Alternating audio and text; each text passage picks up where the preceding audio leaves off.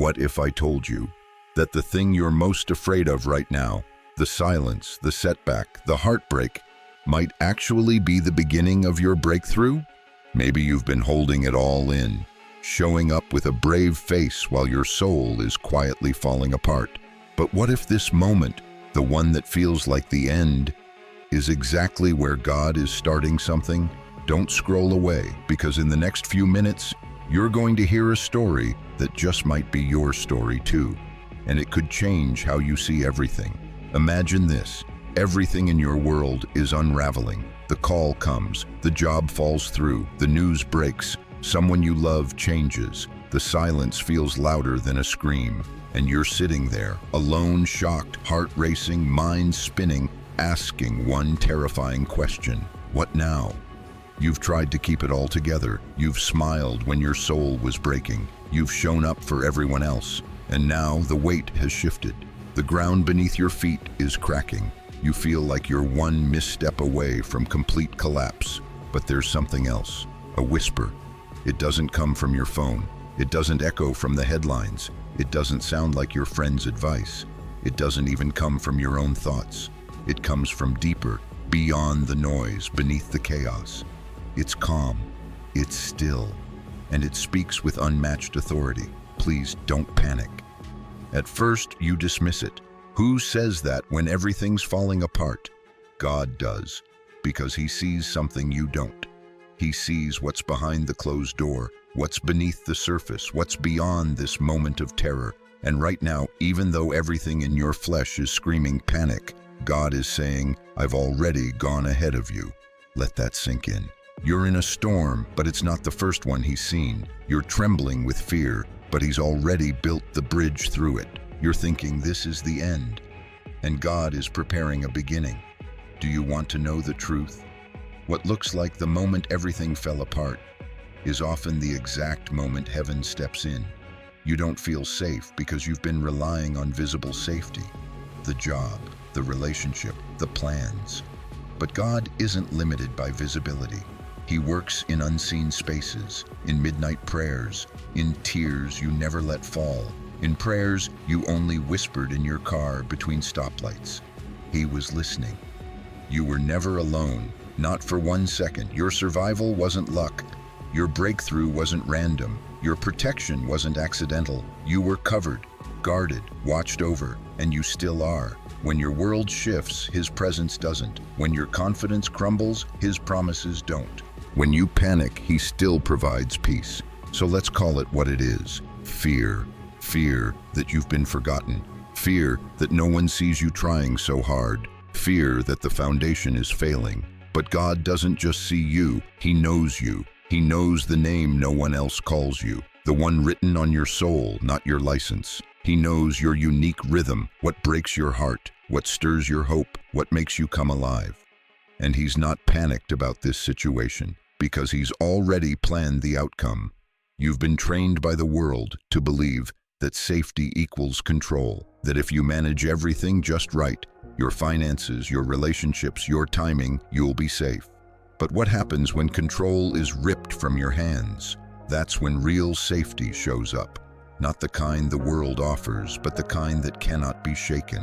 Safety isn't the absence of chaos, it's the presence of God in the middle of it. And that's where you are right now, not abandoned, not forgotten, not hanging on by chance. You're surrounded by mercy that blocks what should have crushed you, surrounded by favor that outlasts your failures, surrounded by a love that doesn't leave when things get messy. It's strange how panic convinces us to run, to fix, to flee, to numb. But what if your safest move isn't to run away, but to stand still? What if the way through isn't to escape, but to trust? This is what God is saying. I see what's ahead, and I've already made a way. The provision is waiting. The answer is forming. The storm will pass. Just stay close. In the story of your life, this isn't the tragic chapter. It's the tension before the reveal, the silence before the music, the darkest moment right before the light breaks through. And when it does, you'll look back and realize that God was right there, holding the weight, steadying your steps, guarding your heart, and whispering the words, your soul needed most. Please don't panic, I've got this. Because the truth is, panic is a liar. It exaggerates the problem and underestimates the promise. It tells you there's no way out. But God says, I am the way. So let's shift perspective. The news that made you gasp, was it really bad news, or was it a redirect? The door that slammed shut, was it a punishment or protection? The breakdown you're experiencing, is it destruction or divine reconstruction?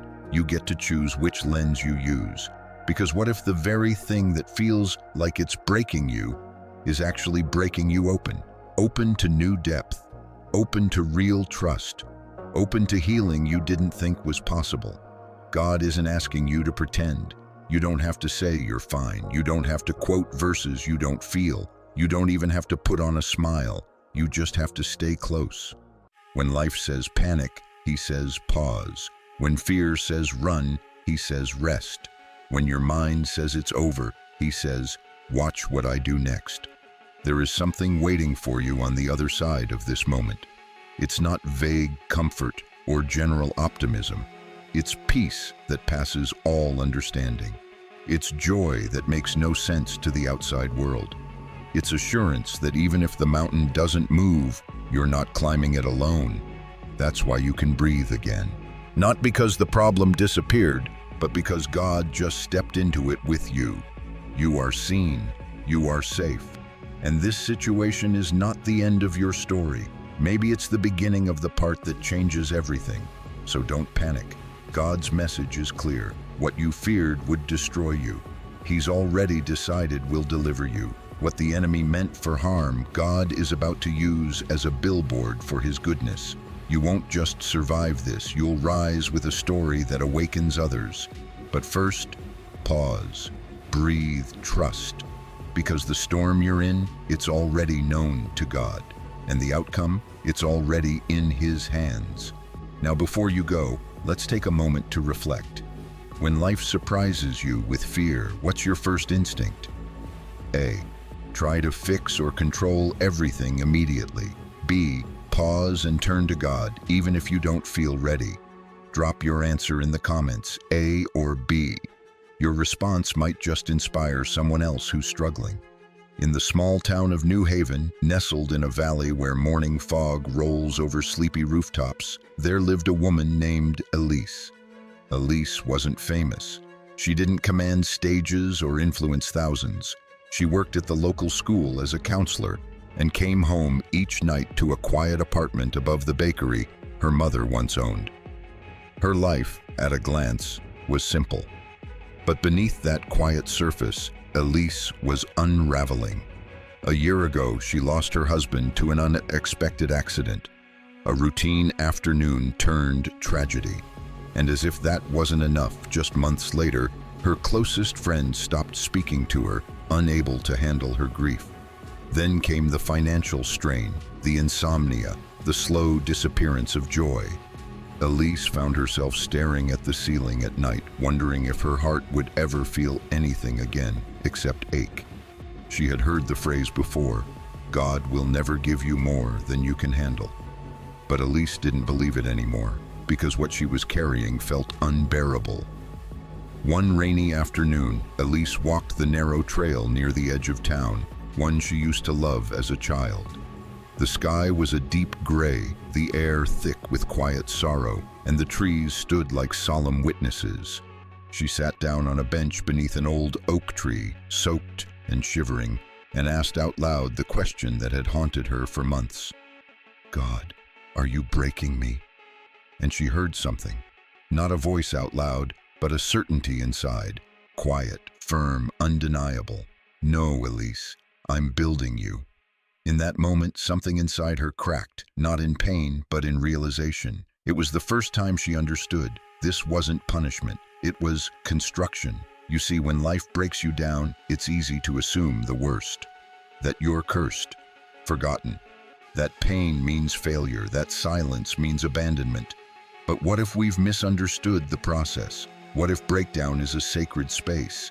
What if grief, loss, and shattered expectations are not graves, but gardens?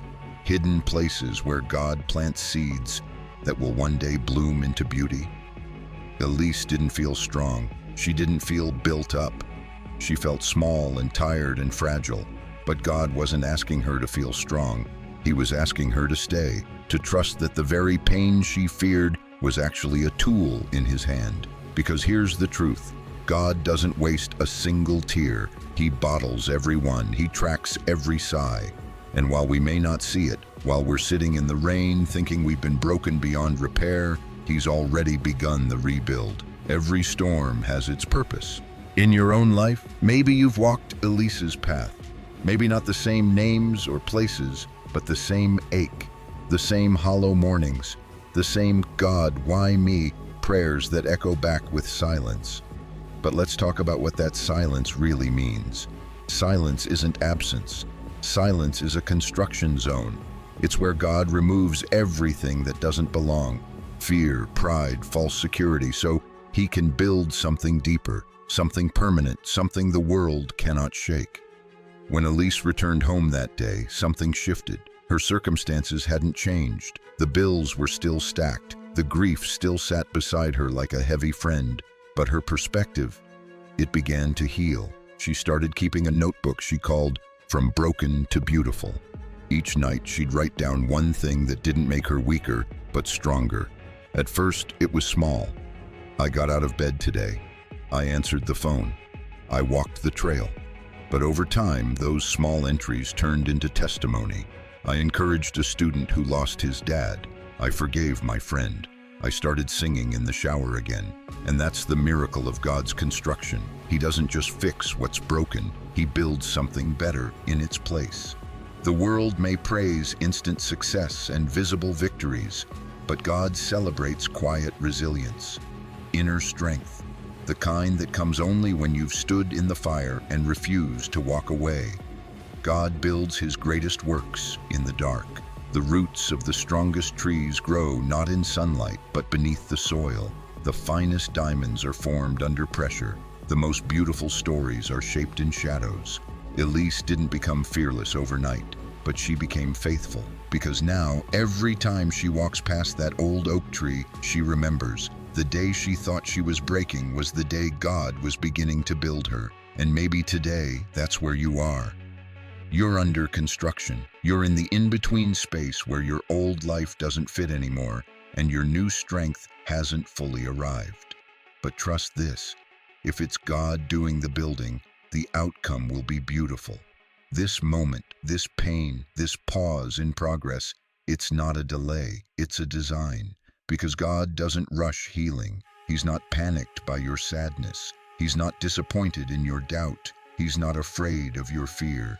He meets you in it.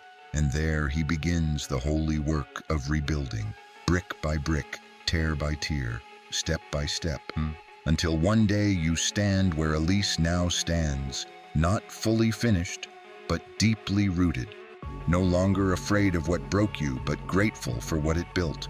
Because the truth is this, what broke you didn't destroy you, it transformed you. So here's what I want you to hear today. Don't curse the breaking, don't rush the process, don't fear the construction zone. You are being built, carefully, intentionally, lovingly, and the God who began the work in you will finish it beautifully. So hold on. And when you're tempted to despair, remember Elise, remember the rain, remember the voice. No, I'm not breaking you, I'm building you. That truth could change everything. And maybe, just maybe, it already is. In the weeks that followed that rainy day under the old oak, Elise found herself breathing a little easier. The grief hadn't vanished, and the nights still came heavy sometimes, but there was something different now, an awareness, a knowing, as if the invisible had started speaking louder than the pain. Each morning she'd walk the same trail in New Haven, her feet crunching the familiar gravel path. But now she was noticing things, the fragile yellow flower pushing through the cracked sidewalk, the bird song that still rose boldly before sunrise, the way the wind sometimes whispered her name like an old friend. It was as if the world around her had been waiting for her to wake up, not from sleep, but from survival. Because Elise had been surviving for a long time, going through the motions, meeting expectations, smiling on the outside while her heart remained quiet, still, subdued. But that day under the oak, something had cracked, and now what had once felt buried was stirring again. She couldn't explain it exactly. It wasn't a lightning bolt revelation or some dramatic call from heaven. It was gentler than that. Slower, like warm light gradually returning after a long, dark night. A question kept resurfacing. Is this really all there is?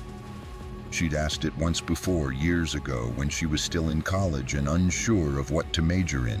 Back then, it was about career, potential, the future, but now it came from a deeper place. From soul, from purpose, from the ache to matter again. Elise began writing again, something she hadn't done in years. It started with short journal entries, but slowly transformed into letters she never sent. To her younger self, to her husband, to God. She was trying to piece together her why, hoping that maybe, hidden in the pages, her purpose would return. One afternoon, after school had let out, a student named Jordan lingered by her office door. He was a quiet sophomore who rarely spoke more than a sentence in class. But today, he didn't look like a student at all. He looked like someone barely hanging on. Elise invited him in. They sat in silence for a while before Jordan finally said, "Miss Elise, how do you know if you still have a purpose? If you've already messed everything up?" The question hit her like a thunderclap. Not because she had the answer on the tip of her tongue, but because that question had once lived inside her too. She looked him in the eyes and said the only thing she knew to be true. "You don't lose your purpose. You lose sight of it. But it's still there, waiting." Jordan nodded, but didn't speak. Before he left, Elise handed him a blank journal. "Write your way forward," she whispered. That night, Elise realized something profound. While she had been searching for her purpose, she had already been walking in it.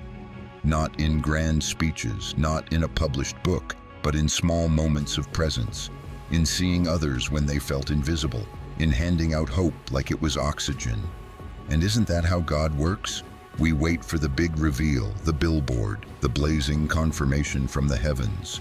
But God often whispers purpose into the cracks of our ordinary days. We think purpose has to be glamorous, measurable, marketable, but purpose is usually quiet, sacred, wrapped in humility and woven through the everyday. And here's the truth most people miss. Your purpose isn't waiting at the top of the mountain. It's being formed in the climb. So many times we believe delays mean disqualification, that if life doesn't go according to plan, then we must have stepped off the path. But the wilderness isn't a detour.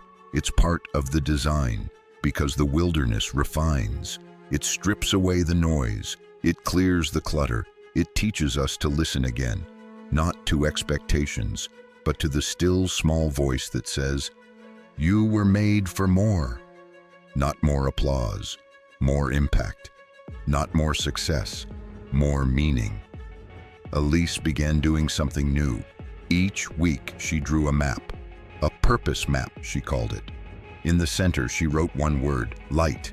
Around it, she branched out to the areas where she felt most alive, most aligned, most lit up. Encouraging others, writing, noticing beauty in the mundane, being present in hard moments. She realized something surprising. Even though her life hadn't gone the way she expected, her purpose had never left her. It had simply changed shape. Like water, it had flowed into new spaces. The role of wife had been taken from her. The identity of joyfully content had been shattered. But what remained, what could never be stolen, was her divine design. And yours is no different. Maybe you thought your purpose was tied to a job, a title, a role, or a relationship. But those things are expressions, not definitions of who you are. You are not your title. You are not your productivity. You are not your last success or your greatest failure. You are who God designed you to be, on purpose, for a purpose. And even if life has tried to bury that truth, it's still alive inside you. Like Elise, your job isn't to invent your purpose. It's to uncover it, to dust it off, to listen again, To believe, even now, that what God started in you, He's still unfolding. Some days that belief will feel shaky. Some mornings you'll forget. Some seasons will seem so quiet you'll wonder if God pressed pause. But purpose doesn't disappear. It deepens. It matures. It expands as you walk through valleys, as you endure the waiting, as you grow into the kind of person who can carry the weight of what's coming next. Purpose isn't just about what you do, it's about who you become while you're doing it. Elise doesn't have all the answers. She still grieves. She still wrestles. She still wonders what the next chapter holds. But now she walks into each day with the quiet confidence that her life is not on hold. It's in process. And maybe that's exactly what you need to know too. You are not behind. You are not too late. You are not too broken. Your purpose isn't lost. It's being refined. Let it happen. God's not done yet. He's still writing. He's still shaping. He's still using every single moment, even the ones that feel like silence, to prepare you for the work only you can do. Because make no mistake, there is work only you can do. There are people only you can reach. There are stories only you can tell. There is light only you can shine. You don't have to see the full picture yet. You just have to keep walking, keep showing up, keep trusting that what you feel in your soul, the tug, the restlessness, the desire to be more than just alive, isn't an accident. It's your purpose, calling you back to life. The winter months in New Haven had arrived. The once green trail that Elise walked daily was now dusted in frost, and the mornings came with a quiet chill that pressed against her cheeks as she wrapped her scarf a little tighter. Everything outside had slowed, the trees, the animals, even the pace of people walking through town. It felt like the world was holding its breath, waiting for spring to return. But Elise knew some things grow even in winter, especially healing. She had been walking through her grief and rediscovery with a sense of new awareness. But there was one thing she hadn't fully faced, one wound that hadn't yet begun to mend.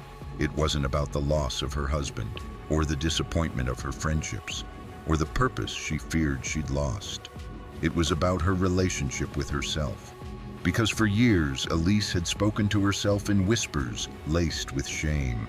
She'd called herself weak, unworthy, a burden.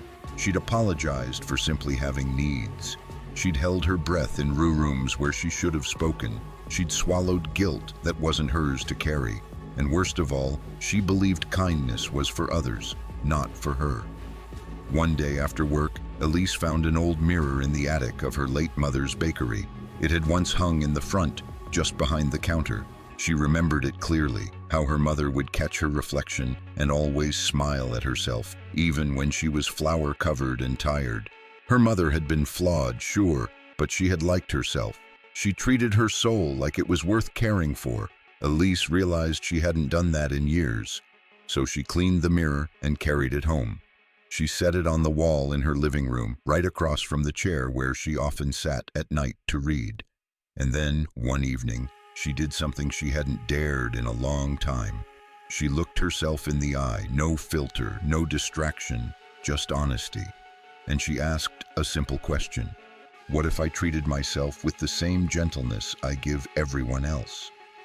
The answer came not as a word, but as a quiet warmth in her chest, a stirring, a whisper that she recognized instantly as divine.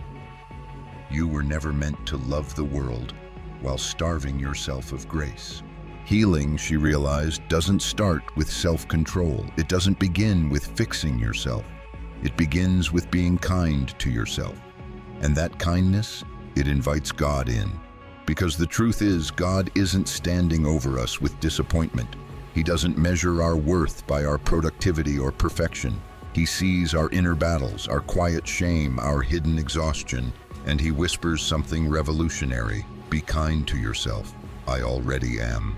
In the weeks that followed, Elise began a new habit, one she called Mirror Talks with God. Every morning, she'd look in that same mirror and speak truth out loud. Not affirmations, not empty platitudes, but but promises from God, shaped like mercy. She'd say, "I am not a mistake. I am worth love, even when I feel broken. My voice matters. God sees me. He's not ashamed of me. I don't have to earn rest or peace. They are my birthright in Him." At first, the words felt foreign, like she was reading someone else's script. But over time, her soul started to catch up. She didn't just say them, she started to believe them. And here's the thing about kindness. It doesn't just soften you, it strengthens you. When you stop fighting yourself, you have more room to fight for others. When you extend grace inward, you create space for transformation. When you forgive your own missteps, you become more free to grow beyond them. God has always been kind toward you, but until you receive that kindness as truth, healing can only go so deep. Elise began journaling not only her progress, but her patterns. She noticed how quickly she apologized when she hadn't done anything wrong, how often she dismissed compliments, how hard it was to say no without guilt. She traced those behaviors to deeper beliefs, that her worth was conditional, that her pain was inconvenient, that she had to prove her goodness to be accepted. But here's the deeper truth she started uncovering. God didn't call her to be pleasing. He called her to be whole. And wholeness includes permission to rest, to grieve, to protect your peace, to walk away from people who only love a filtered version of you, to speak kindly even when no one else does, especially when it's to yourself. One day, while walking through town, Elise ran into Jordan, the student she'd given the journal to weeks before. He looked different somehow, still quiet, still cautious, but with a kind of steadiness in his eyes. He pulled out a folded paper from his backpack and handed it to her. "I wrote something," he said. "Can I read it to you?" She nodded, surprised. He cleared his throat, nervous. "It's not a poem, not really, but I guess it's a note to me, like, to the version of me I don't hate anymore." Elise felt her throat tighten. He began. "I used to think being tough meant staying silent, that being strong meant hiding pain, but I'm learning that the bravest thing I've ever done is be honest with myself. I still mess up, I still hurt, but I'm trying to be kind to the version of me that's just doing his best. And I think maybe God's doing the same." Elise wiped her eyes as he finished. "That's beautiful, Jordan," she said softly. He shrugged, a small smile forming. "I think he's building something in me too." And that's when it hit her. Kindness isn't something we keep to ourselves. It multiplies. It heals others by our example. It teaches those watching, like Jordan, that compassion is not weakness, but holy strength. Maybe the most revolutionary thing you could do today is choose to stop being your own enemy, to stop talking to yourself in the voice of a critic, to stop rehearsing every failure, and to just begin with the courage to whisper grace over your own soul. Healing starts here, not with the perfect plan, not with complete understanding, but with compassion. It may feel unnatural, uncomfortable, even wrong at first, but keep doing it. Speak gently to yourself, say what God says, and watch what happens. Because when you choose kindness, you open a door, and through that door, healing walks in, not as a guest, but as a friend who intends to stay. It was early spring in New Haven. The frost had melted, and the town was slowly breathing in new life. Buds appeared on trees that had stood bare for months. The trail Elise often walked was no longer silent and gray. It pulsed gently with color, as if the earth was slowly exhaling after a long season of holding in. And in her heart, Elise felt something shifting too. She still lived in the same apartment above the old bakery. She still counseled students at the same school, but something about her inner world had changed. She wasn't rushing anymore. She wasn't afraid of the silence. She wasn't begging God for constant answers. Instead, she had learned to walk with peace, even when the road ahead was still hidden.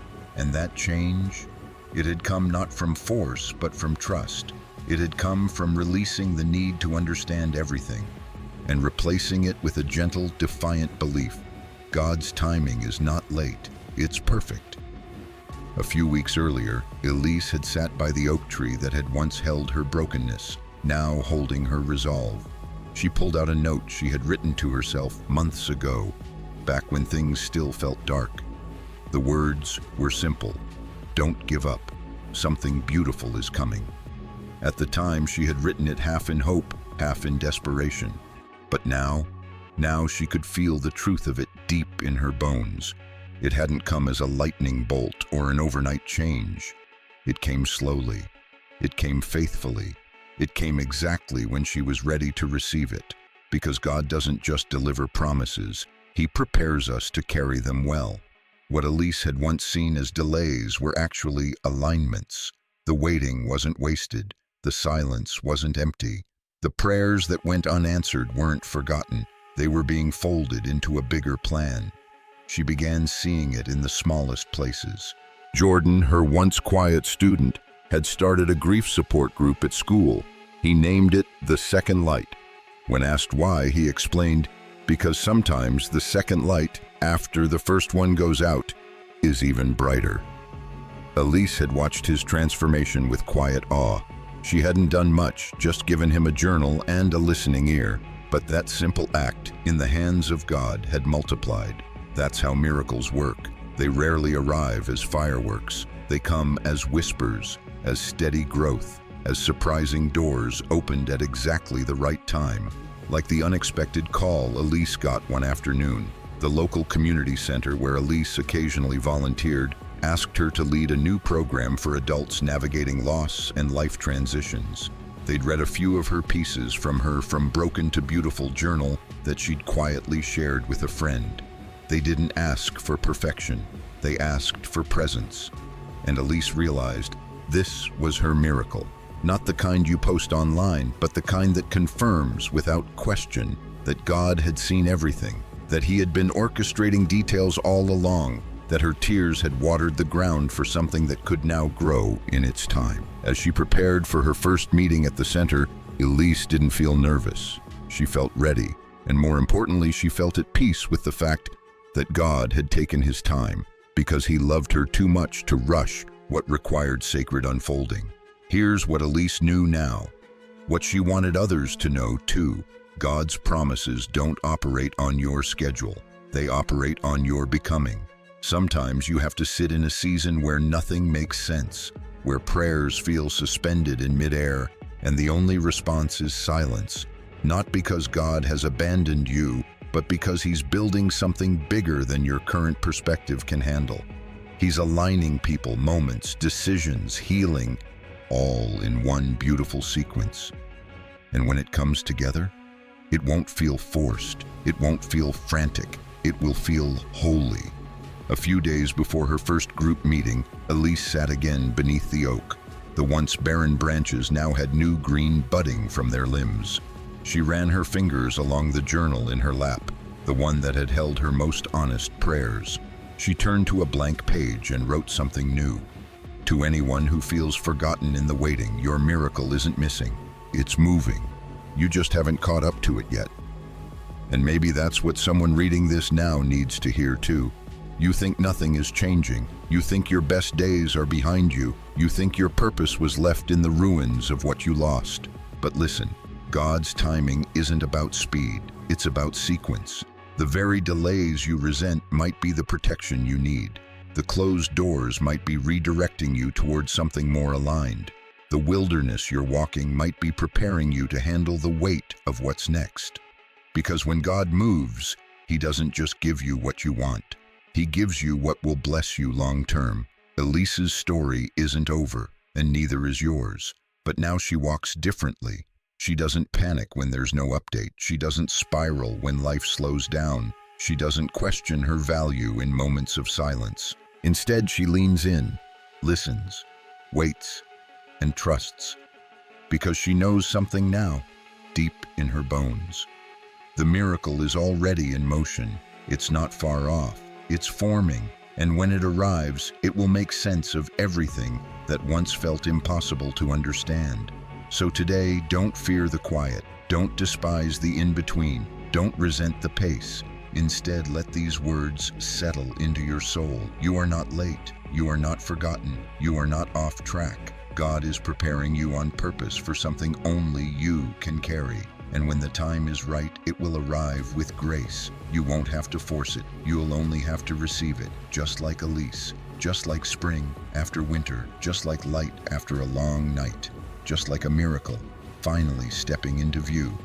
When it feels like nothing's moving, what are you more likely to believe? A. God has forgotten or abandoned you. B. God is silently working behind the scenes for your good. Leave your answer in the comments, A or B.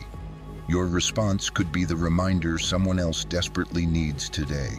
If this message stirred something deep in you, if even one sentence felt like it was written just for your heart, don't keep it to yourself. There is someone out there who's standing at the edge, just like you were, waiting for a reminder that they're not forgotten, that they're not broken beyond repair, that God is still working. Even in the silence, be the voice of hope for them. Share this video with someone who needs to hear you're not alone. Leave a comment, share your story, your answer, or even just one word that spoke to you. You never know who your voice will reach. And if this reminded you of who you truly are, chosen, seen, deeply loved, then hold on to that truth. Let it reshape the way you walk into tomorrow. You are not finished. You are becoming. And someone else's miracle might begin because you chose to pass this message on. Let's keep hope moving forward together.